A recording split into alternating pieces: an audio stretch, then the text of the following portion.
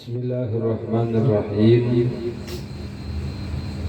Alhamdulillahi rabbil alamin wa bihi nasta'inu ala umuri dunya waddin. Wa sallallahu ala sayyidina Muhammadin wa ala alihi wa sahbihi ajma'in. Subhanaka la ilma lana illa ma 'allamtana innaka antal alimul hakim.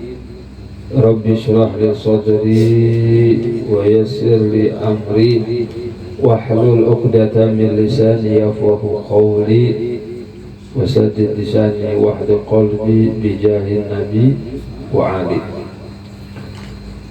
Qala al-musannif rahimahullahu ta'ala wa nafa'ana bihi wa bi ulumihi fid dharain amin.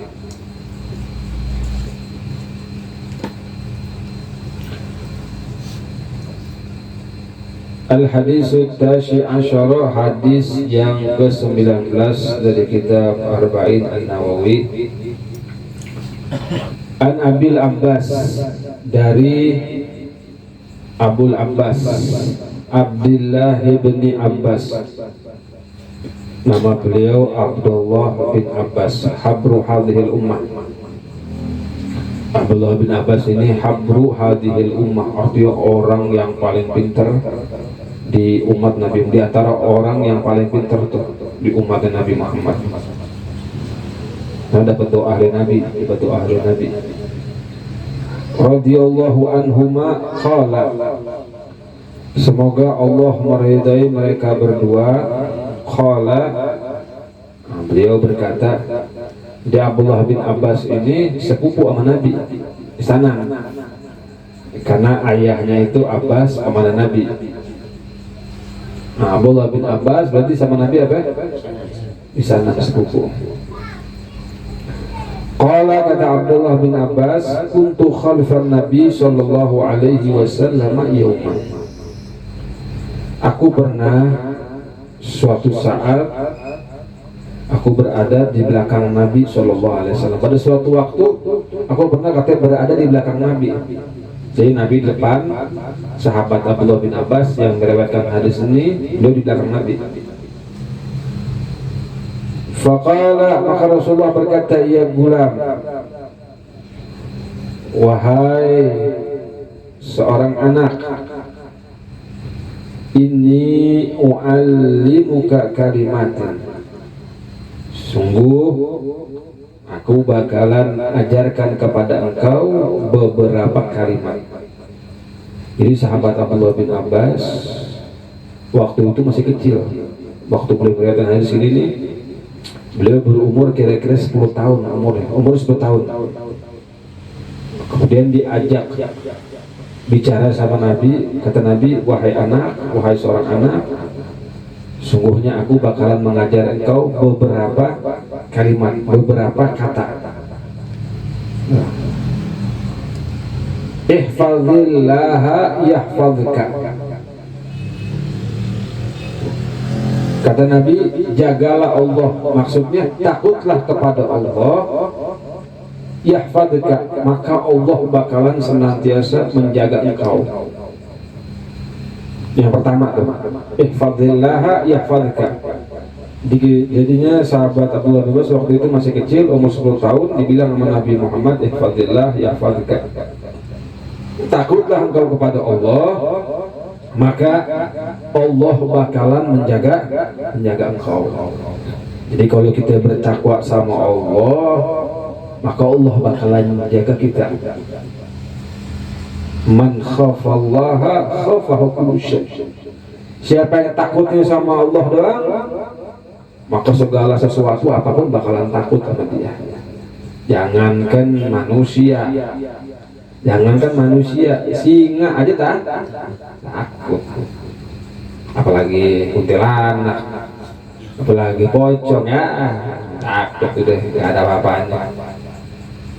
Itu bagi orang yang takut kepada Allah. Takut kepada Allah, maka segala sesuatu bakalan takut sama dia.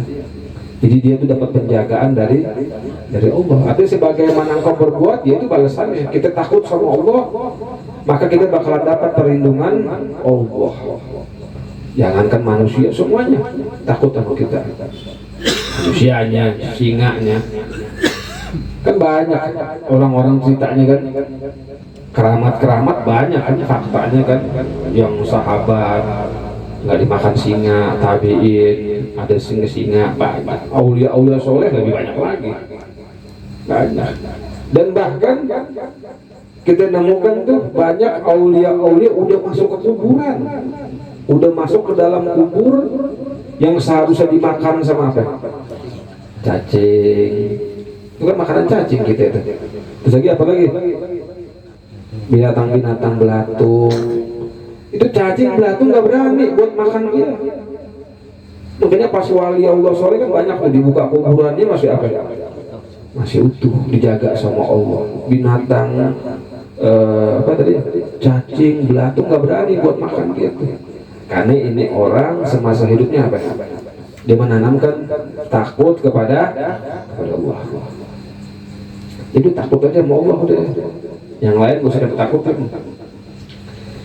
Ihfadillah tajiduhu tujahaka. Kemudian kata Nabi Muhammad, jagalah Allah, artinya bertakwalah engkau kepada Allah, yaitu dengan senantiasa melazimkan syariatnya. Tajidhu amamaka, maka kau bakalan dapati Allah itu di depanmu. Artinya Allah bakalan selalu bersama. Nah kalau kita senantiasa melazimkan syariatnya Allah, apa yang diperintahkan Allah kita jalankan, apa yang dilarang Allah kita jauhkan, maka kita senantiasa itu bersama Allah. Artinya pertolongan Allah itu senantiasa bersama kita.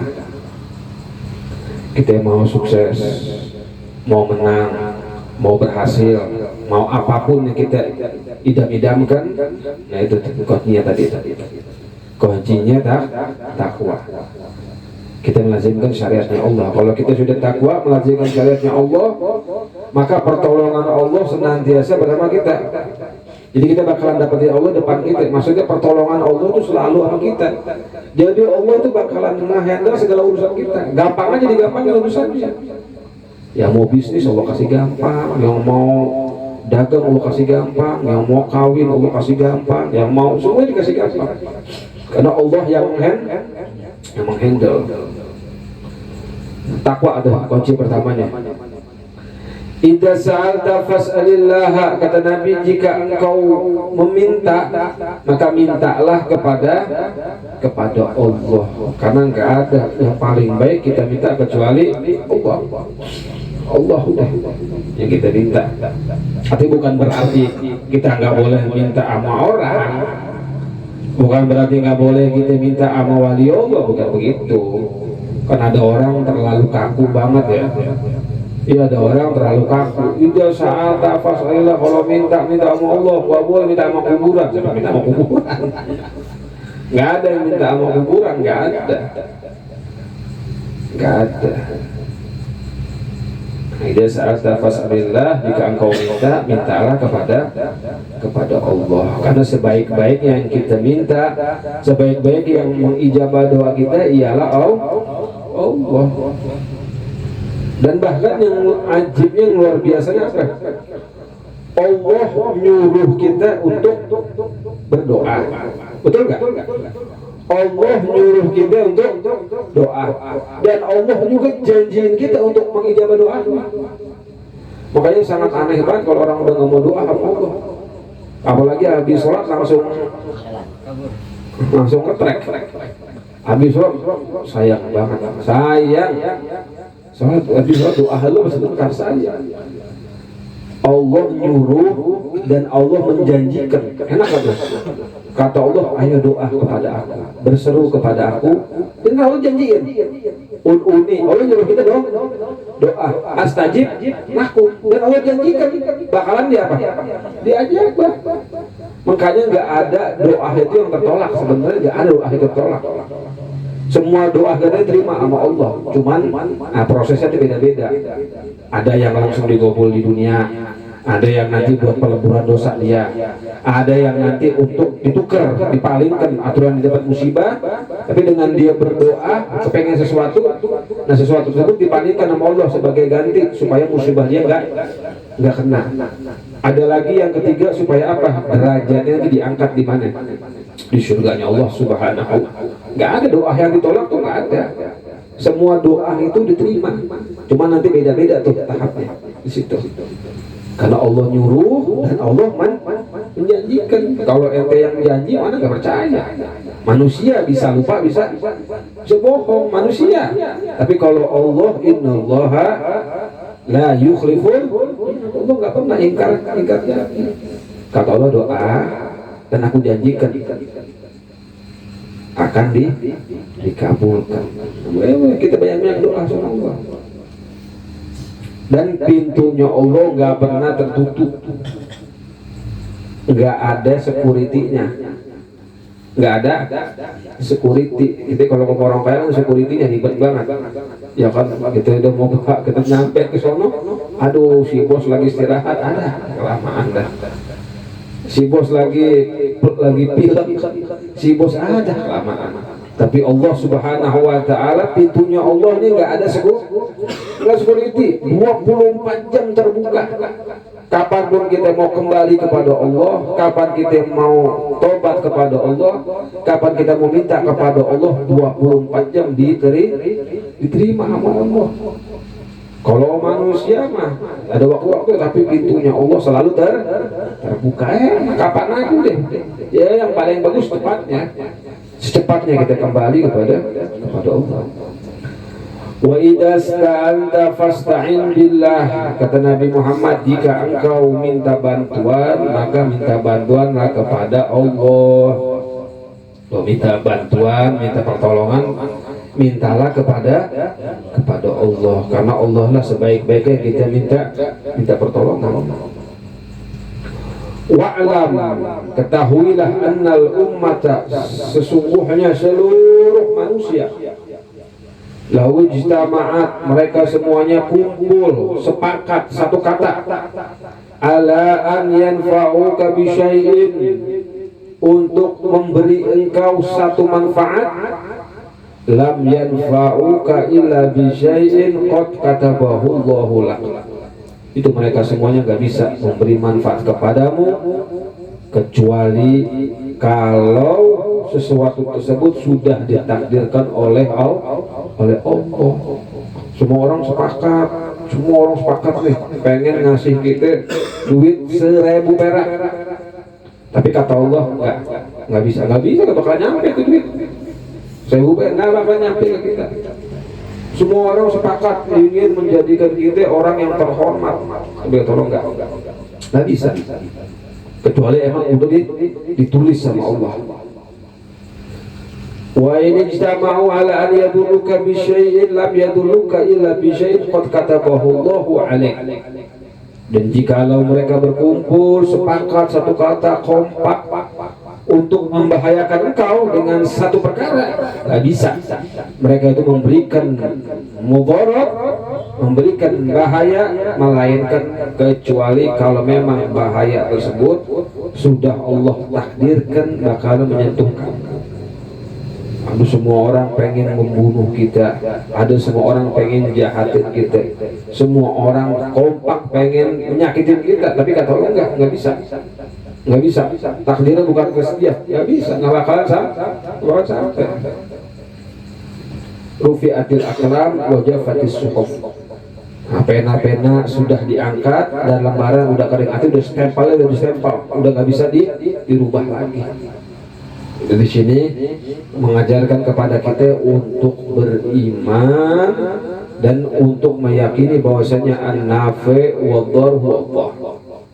Yang bisa ngasih manfaat, yang bisa ngasih bahaya itu cuma Allah. Hakikatnya itu semuanya Allah Subhanahu wa Ta'ala. Jadi yang ngasih manfaat, yang ngasih mudarat itu Allah. Manusia nggak bisa. Nah makanya kita ini deketin sama Allah. Kalau kita deketinnya Allah, kita bakalan mendapatkan tuh semua yang di bawah perintahnya Allah. Kita pengen dunia nggak? Pengen duit nggak? Nggak pengen duit. Ya udah nggak pengen, nggak apa-apa, nggak maksa juga. Kita pengen dunia, pengen kekayaan. Dunianya siapa? Punya Allah. Nah yang kita deketin siapa? Allah Subhanahu wa ta'ala. Minta ya Allah, minta dunia buat akhirat begitu. Karena semuanya di bawah Allah. Dan juga ini mengajarkan kita tauhid. Jadi tauhid kepada Allah, bahwasanya apa? Keputusan mutlak an-nafi wa dhar ialah Allah Subhanahu wa ta'ala. Rawahu Tirmidzi wa qala hadisun hasanun sahih. Wa fi riwayat dari Tirmidzi, riwayat Imam Ahmad, ihfadillah tajidhu amama. Karena kalau riwayat Imam Ahmad nih agak beda sedikit, tapi mirip, tapi agak beda sedikit. Ihfadillah tajidhu amamaka, artinya jagalah Allah, takutlah kepada Allah, maka engkau akan dapati Allah di depanmu. Maksudnya pertolongan Allah selalu ada bersamamu. Ta'arraf ilallah fir rakha ya'rifka fi syiddah. Arti kenalkanlah dirimu kepada Allah di waktu engkau senang. Nah kita di waktu jaya kita deketin Allah Subhanahu wa ta'ala. Lagi sukses nih, dapat duit, syukuran, ingat sama Allah. Jangan kita terlena dengan dunia, terlena dengan harta, lagi di atas lupa sama semuanya. Jangan. Ketiga, dekatkanlah diri engkau kepada Allah di masa kaya, di masa jaya, ayarifka fi syiddah. Maka nanti Allah Subhanahu wa ta'ala bakalan kenal sama kita di waktu kita sulit. Kita kan hidup nggak bakalan di atas terus. Nggak ada orang hidup di atas terus, pasti ada suatu saat juga. Nah, ketika kita lagi di atas, kita selalu ingat sama Allah. Ketika kita di bawah, nanti Allah bakalan ingat kita. Cepat nih, kita bisa menanggulanginya, masalahnya, bebannya cepat. Wa alam anna ma akhta'aka lam yakun yusibaka, ketahuilah bahwasanya sesuatu apapun yang tidak mengenaimu itu nggak bakalan bisa menyentuhmu. Wa ma asabaka lam yakun liyukhti'aka, dan apa saja yang sudah ditakdirkan bakalan menyentuhmu, maka dia tidak akan bisa melewati engkau. Wa'alam anna nasra ma'as sabri, ketahuilah bahwasanya sesungguhnya pertolongan itu bersama dengan sabar. Jadi pertolongan itu datang dengan kita sabar. Wa annal faraja ma'al qarbi, dan sesungguhnya jalan keluar itu bersama dengan kesusahan. Orang tuh kalau udah susah baru datang pertolongan. Ibarat kalau tali itu semakin kencang, karet itu semakin kencang kan gampang putusnya. Gitu. Wa anna ma'al usri yusra, dan sesungguhnya bersama kesulitan ada kemudahan. Bersama kesulitan ada kemudahan. Rawahu Tirmidzi wa qala hasanun sahih wallahu a'lam. Sawab. Subhanakallahumma wa bihamdika asyhadu an la ilaha illa anta astaghfiruka wa atubu ilaik.